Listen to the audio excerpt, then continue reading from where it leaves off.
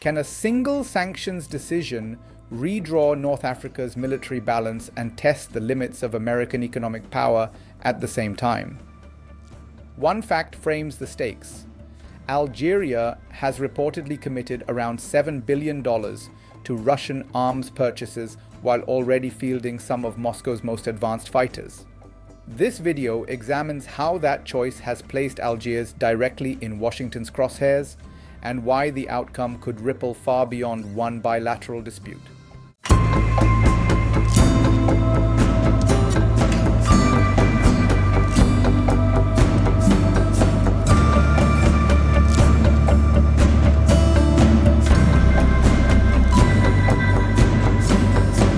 If the pressure escalates into formal sanctions, Algeria's economy, defense planning, and diplomatic alignment could all be reshaped under external force.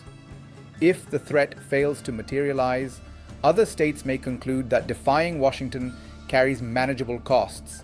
If a compromise emerges, it could redefine how the United States applies coercive tools against countries that diversify military suppliers in an increasingly fragmented global order.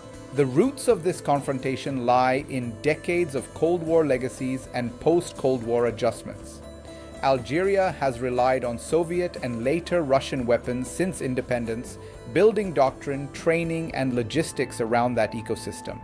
By the 2010s, it had become Russia's second largest arms client after India, a position reinforced by sustained defense spending driven by regional rivalries and internal security priorities. The United States formalized its response to such relationships in 2017 with the Countering America's Adversaries through Sanctions Act. CAATSA obliges Washington to impose penalties on states engaging in major transactions with Russia's defense sector. While enforcement has been uneven, the law transformed political pressure into a statutory expectation tying arms procurement decisions directly to access to the U.S. financial system. This framework resurfaced sharply when the head of the State Department Bureau overseeing Near Eastern affairs told senators that reported Algerian purchases of high-value Russian systems were concerning. He signaled that such transactions could trigger sanctions determinations and emphasized that Washington routinely uses economic leverage, often privately, to alter behavior it deems unacceptable. He also indicated that more detailed discussions might take place away from public view. The concern is not hypothetical.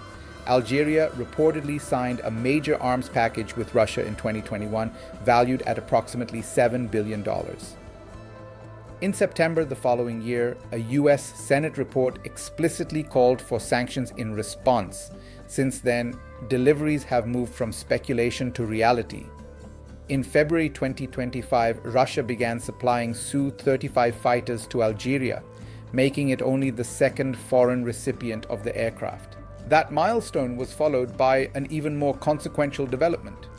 In November 2025, Algeria confirmed that it had operationalized the Su-57, Russia's fifth-generation fighter. Footage released in early February 2026 showed the aircraft in Algerian service, a rare export achievement for Moscow and a direct challenge to Western efforts to isolate its defense industry. These acquisitions sit alongside long-range air defense systems, including S-300 and reportedly S-400 platforms, further deepening interoperability with Russian technology. For Washington, this concentration of advanced systems represents not just a commercial issue but a strategic one, raising concerns about intelligence exposure, regional power shifts, and precedent setting. Past cases highlight the ambiguity. India received a waiver for its S-400 purchase, reflecting its strategic weight and diplomatic leverage.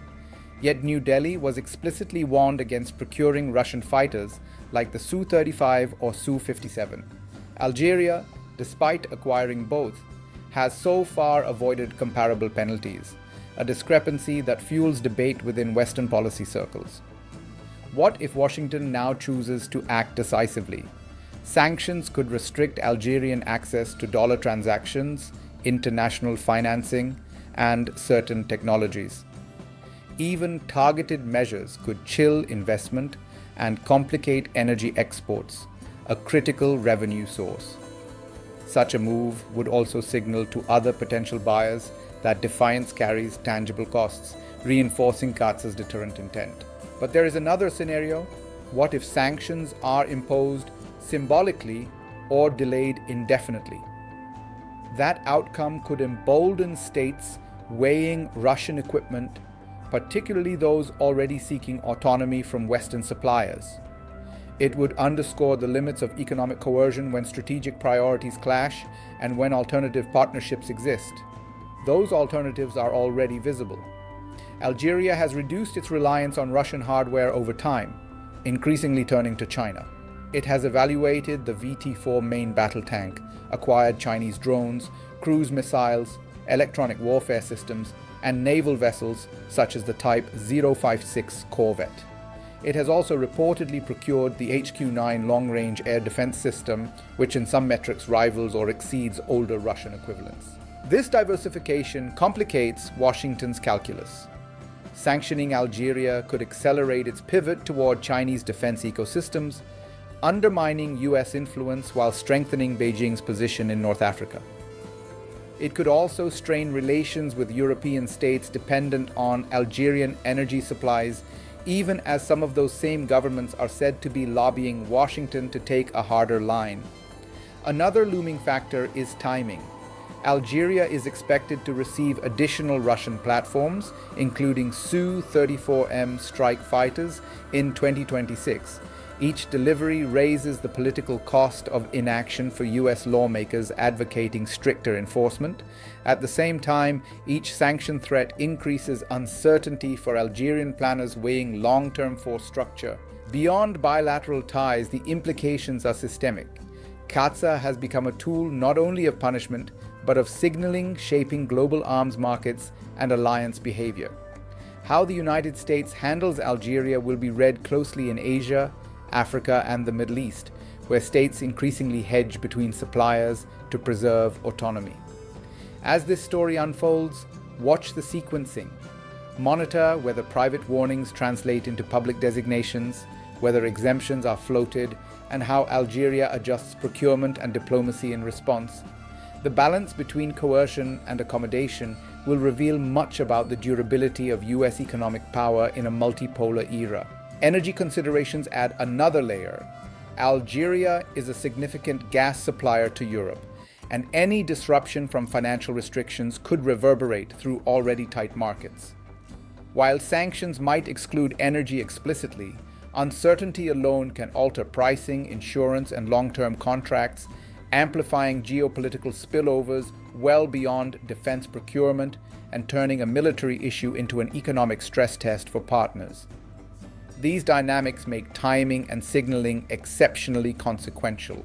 In the end, this is a contest over leverage rather than loyalty. Stability will depend on whether pressure produces compliance, adaptation, or resistance. The next moves will show whether sanctions remain a decisive instrument or become another signal of a world where influence is negotiated, not imposed.